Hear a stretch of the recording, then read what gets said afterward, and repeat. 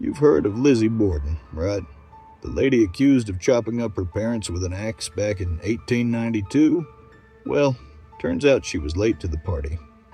You see, 48 years earlier, in the hills of Tennessee, an entire family was wiped out in a crime so brutal and so mysterious that nearly 2 centuries later, we still don't know who really committed it. Today's story involves an 18-year-old farm girl, a missing axe, a smoldering cabin, and a pit under the floorboards filled with dead bodies. So buckle up. This ain't your granddaddy's quaint, old-timey murder story. This is the true tale of Patsy Troxdale, the Appalachian teenager who was either an innocent survivor or one of the most cold-blooded killers in American history. In 1846, a small log cabin in the hills of Tennessee burned to the ground.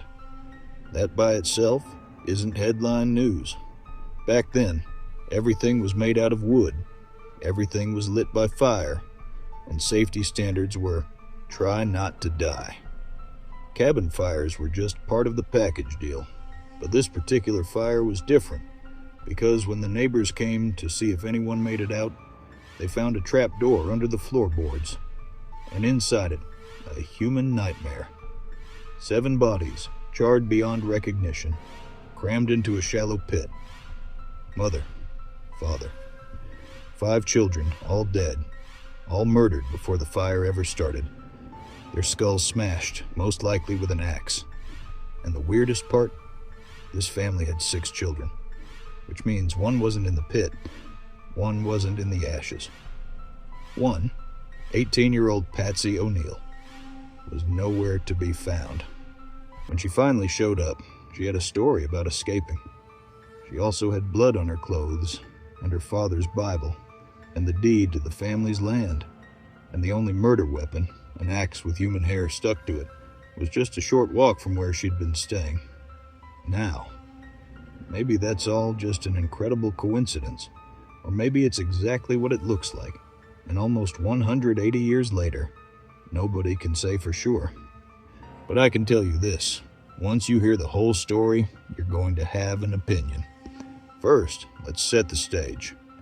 Overton County, Tennessee, in 1846, was about as far from bustling civilization as you could get. We're talking rugged hills, deep hollers, creeks, and neighbors that might be a mile or 2 away, if you're lucky. If something bad happened at your place, you couldn't just call 911. You couldn't even yell for help, unless you had the lung capacity of a foghorn. You were on your own. Edward O'Neill was one of the many dirt-poor farmers trying to survive out here. By all accounts, he was a hard worker. He farmed, cut timber, took day labor wherever he could find it. But Ed also had a drinking problem, and not the one too many, and sings Irish ballads kind of drinking problem. He was the one too many, and now I'm throwing furniture kind. And his favorite targets for that temper were his wife, Sarah, and his eldest daughter, Patsy. Patsy wasn't your quiet, obedient, butter wouldn't melt kind of frontier daughter. She was the oldest of 6 kids, strong, stubborn, and not thrilled with the idea that her life's purpose was to get married, have kids, and die young. She worked sunup to sundown, getting her younger siblings ready, helping her mother, cooking, cleaning, working the fields, and still got less respect than her younger brother Jackson, simply because he was a boy.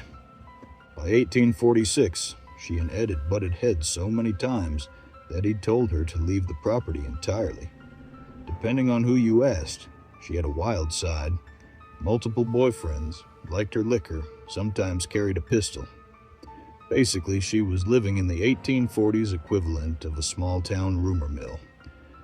On Friday, September 11th, Ed was away from home, working a timber job about 10 miles away in Crossville. 2 men from the next county over, William Upton and Nicholas Stevens, rode up to the O'Neill cabin. They were mad about a horse they'd bought from Ed, claiming it was already sick when they got it, and they wanted their money back. Ed wasn't there, so Sarah told them to come back later. In the process, they learned Patsy was out digging roots on the hillside. Somehow, And this is where people's eyebrows start going up.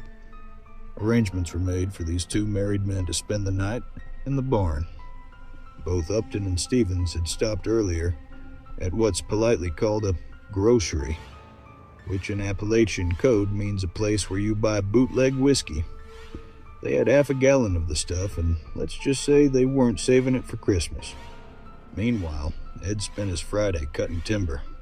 When the workday ended, he collected his pay, and, depending on who you believe, either bought himself a celebratory jug of whiskey or came home sober. Patsy's later story goes like this. Ed came home drunk and furious. He argued with Sarah, then turned on Patsy, smacking her so hard she flipped over a chair, then dragging her by the hair. She claimed she bolted, running 2 miles to the Thompsons' barn, where she hid until morning. At some point between that Friday night and Saturday night, the O'Neill cabin caught fire. By Sunday morning, nothing but smoking ruins were left. Neighbors came to help and noticed something strange. There was no sign of the family. That's when someone found a trap door in the floorboards. They pried it open and got hit with a stench so bad it knocked them backwards. Inside were the burned bodies of Ed, Sarah, and 5 of their children. The parents were badly burned, but the children showed obvious signs of blunt force trauma. And of course, the missing person was Patsy. Sheriff Hensley arrived, and his first suspects were Upton and Stevens. They'd been there, they'd been drinking, and they'd been seen riding away around the time the fire was spotted. But their wives swore they'd been home in bed, and the sheriff couldn't break their alibi. Then Patsy walked in. She told the sheriff her story about escaping her father's rage. But things weren't adding up. Her belongings hadn't been in the cabin. They were stored somewhere else.